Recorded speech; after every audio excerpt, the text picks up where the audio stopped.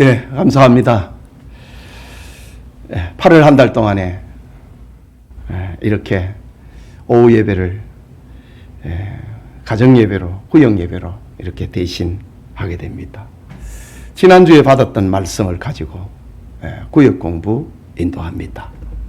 처음 행위를 가지라. 에베소 교회에 주신 주님의 말씀이지요.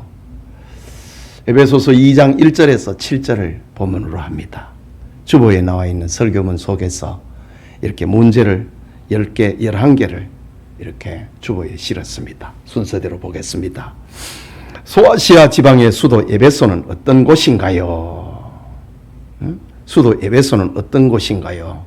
이 5가지를 설교문에서 한번 찾아보자.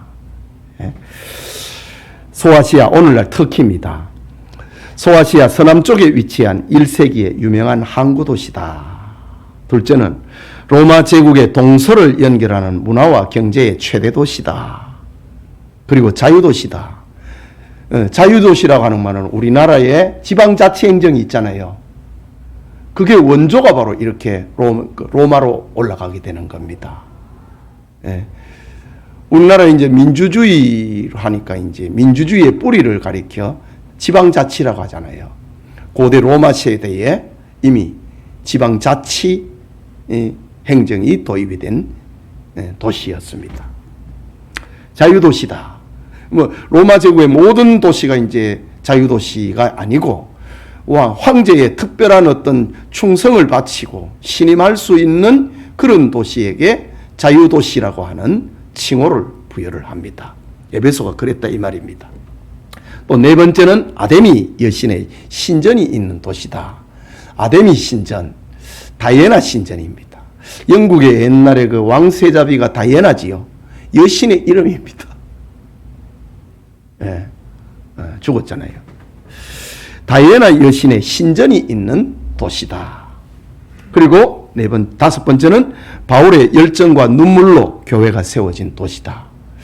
사도 바울의 1, 2, 3차 소아시아와 마케도니아 지역 전도를 통해서 한 곳에서 가장 많이 머물렀던 도시가 바로 에베소입니다. 무려 3년 동안 에베소에 머무르면서 교회를 세우고 제자들을 키우고 또 일꾼을 세우기도 했지요. 자, 소아시아 지방의 수도 에베소는 어떤 곳인가? 에베소에 대해서 이렇게 살펴봅니다. 우리가 무슨 성경을 읽다든가 이렇게 공부를 할 때에 그 당시의 배경을 알아야 주소를 바로 찾을 수 있잖아요. 이런 지역에 이제 세워진 교회다 이 말입니다. 두 번째 질문입니다. 사도 요한이 밤모섬에 유배된 이유는 무엇인가요? 요한계시록 1장 9절에 요한 자신이 밤모섬에 유배되어 있는 이유를 밝히고 있습니다. 그게 뭐였냐면은 1장 9절에 보면 하나님의 말씀과 예수를 증언하였으므로 하나님의 말씀과 예수를 증언했다. 그 속에는 황제 숭배를 거절하는 설교입니다. 우리의 하나님은, 우리의 구주는 예수님 한 분밖에 없다. 그러니 당연히 황제 숭배를 거절하는 거지요. 이 설교를 했다고 하는 이유 때문에 요한은 밤모섬에 유배당하게 됩니다. 자기가 유배를 당했던 이유를 지금 성경에 밝히고 있습니다. 세 번째 질문입니다. 에베소 교회에 나타나신 예수님의 모습은 어떠했나요? 밤모섬에 유배가 되었을 때에 예수님께서 장차되어질 일을 보여주시면서 이 7교회에 소아시아의 7교회에 이 편지를 써서 전해주어라 라고 했는데 그 첫 번째 등장하는 교회가 에베소 교회인데 에베소 교회에 나타나신 예수님은 어떤 모습이었는가? 그 질문입니다. 설교문에서 답을 찾아보시라는 질문입니다. 오른손에 있는 7별을 붙잡고 7금 촛대 사이를 거니시는 이 오른손에는 7별을 붙잡고 있고 그리고 오른손에는 7별을 붙잡고 있고 어디를 다니시는가? 7금 촛대 사이를 다니시는 주님으로 나타났다. 그런데 지금 네 번째 질문입니다. 7별과 7금 촛대는 무엇을 상징하나요? 일곱 별은 무엇을 상징하느냐? 설교문에 기록을 해놨습니다. 주님의 양무리를 돌보는 사자, 목회자를 상징을 합니다. 일곱 교회니까 일곱 별을 붙잡고 있다. 그리고 일곱 금촛대는 무엇을 상징하는가? 교회를 상징하고 있습니다. 예수님께서는 교회의 목회자를, 교회의 사자를 붙들고 계시고 오른손에 붙들고 계시고 그리고 교회 사이를 다니시는 분이다. 그런 예수님으로 에베소 교회에 나타났습니다. 다섯 번째 질문입니다. 예수님께서는 민주주의, 공산주의, 세계경제, 윤리, 법률, 의학, 과학, 기술보다 교회를 더 귀히 여기시는데 그 이유가 무엇인가요? 여러분, 예수님께서는 민주주의보다도 공산주의보다도 예수님은 교회를 더 귀하게 여깁니다. 오늘날의 어떤 교인들은 보면은 참 자기가 가지고 있는 신념, 민주주의, 자기가 가지고 있는 신념, 사회주의, 그것을 예수님보다 더 우선 위에 놓는 사람들이 있어요. 그 참 신앙이 이상합니다. 예수님은 민주주의, 사회주의, 공산주의, 그리고 세계 경제나 윤리나 법률이나 의술보다도 예수님은 교회를 더 귀하게 여기는데 왜 교인들이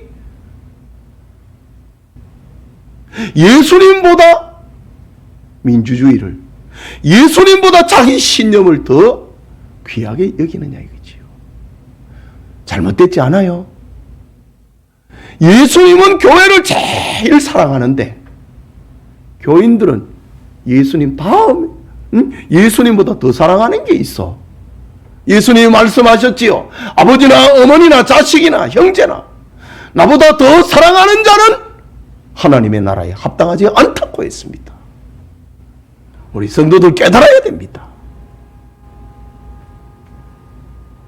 예수님은 교회를 가장 귀하게 여긴다. 이유가 뭐냐? 이유가 뭐냐? 5분 지금 답을 찾아보고 있습니다. 예수님께서 교회를 위하여 육체를 입고 이 땅에 오셨고 이 세상에 사셨고 죽으셨고 부활하셨고 다시 오실 것이기 때문에 무엇을 위하여? 교회를 위하여입니다. 이거 5가지 5대 복음입니다. 5대 복음. 우리 사도신경에 그대로 이 5대 복음이 다 나오고 있습니다. 우리 사도신경에 예수님에 대한 고백, 성령으로 잉태되시고 동정녀 마리아에게 성령으로 잉태되시고 이 세상에 오셨다, 사셨다, 죽으셨다, 부활하셨다, 승천하셨다, 다시 오신다. 이 5가지 복음입니다. 교회를 위해서 예수님이 오셨고 사셨고 죽으셨고 부활하셨고 다시 오실 것이기 때문에 예수님은 이 세상의 어떤 제도보다도 경제보다도 법률보다도 교회를 더 귀하게 여기신다. 우리 다시 깨닫기를 바랍니다. 6번째 질문입니다. 예수님께서는 에베소 교회를 어떻게 진단하셨나요? 2절에서 4절 그리고 설교문에 있습니다.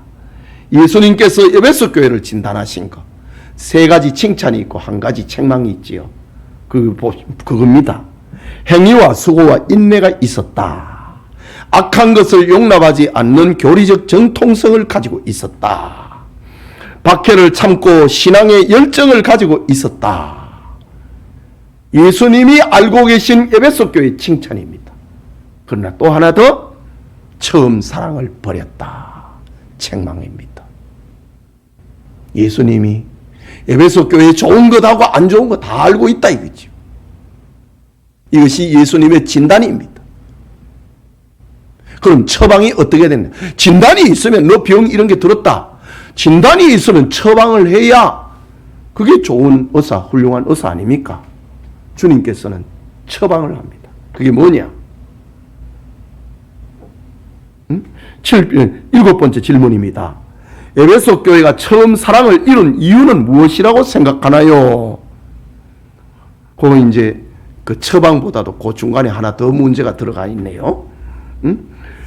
에베소 교회가 처음 사랑을 이룬 이유가 무엇이라 생각하나요? 설교문에서 진리를 파수하고 투쟁하는 동안에 형제를 사랑하지 못하는 연약에 빠졌다 이거지. 잘 믿으려고 하다가 형제를 사랑하지 못한 연약에 빠지겠다. 그게 처음 사랑을 버렸다는 겁니다. 그 다음에 여덟 번째 질문입니다. 처음 사랑을 회복하는 길은 무엇인가요? 진단을 냈으면 처방이 있잖아요. 어떻게 하라고 했느냐? 2장 5절에 그리고 설교문에서 어디에서 떨어졌는지를 생각하고 회개하여 처음 행위를 가지라. 자기 성찰입니다. 어디서 떨어졌는지를 생각해라. 자기 성찰입니다. 그리고 회개해라. 그리고 회복해라. 처음 행위를 가지라. 주님의 처방입니다. 이 처방에 따라서 행하는 자, 그 사람을 이기는 자라고 하는데 9번입니다. 이기는 자란 어떤 사람을 말하나요? 회개하는 사람. 에베소 교회를 향하여 이기는 사람, 회개하는 사람, 사랑을 회복하는 사람, 그리고 하나님의 말씀을 듣는 사람. 귀 있는 자는 성령이 교회들에게 하시는 말씀을 들을지어다 라고 했으니 에베소 교회를 향한 이기는 자가 뭐냐? 회개하는 자, 그리고 처음 사랑을 회복하는 자, 사랑하는 자, 그리고 하나님의 말씀을 듣는 자. 이것이 에베소 교회를 향한 이기는 자의 모습입니다. 마지막 질문입니다. 11번입니다. 아니네. 10번이 있네요. 이기는 자에게 약속하신 예수님의 축복은 무엇인가요? 2장 7절 그리고 설교문을 보면 됩니다. 하나님의 낙원에 있는 생명나무에 열매를 주어 먹게 하리라. 천국의 즐거움을 누리게 하겠다고 하는 주님의 약속입니다. 그 다음에 마지막 질문 11번. 여러분에게 찾아야 할 처음 행위는 무엇입니까? 이건 정확한 답이 없습니다. 이건 각자가 주님께 해야 할 답입니다. 예배 생활인가? 봉사 생활인가? 헌금 생활인가? 아니면은 전도인가? 선한 언어인가? 처음 행위, 주님을 처음 믿을 때에 가졌던 그 마음, 거기에서 지금 벗어난가? 회복해야 될 것이 무엇이라고 생각하는가? 말해보시오. 그건 각자가 이야기할 수 있기를 바랍니다. 감사합니다. 기도합시다.